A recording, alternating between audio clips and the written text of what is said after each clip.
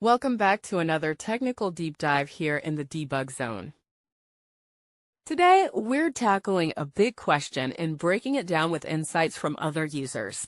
Hopefully, this clears up some misconceptions and helps you get the answer you need. So buckle up, stay a little curious, and let's jump right in.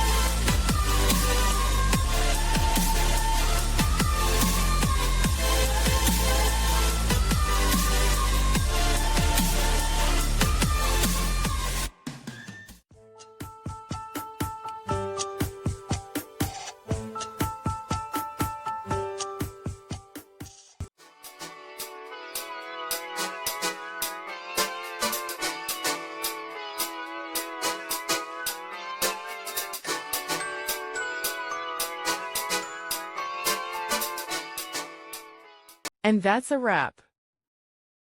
I hope you found the answer you were looking for. If you did, take a second to hit that subscribe button. It really helps out.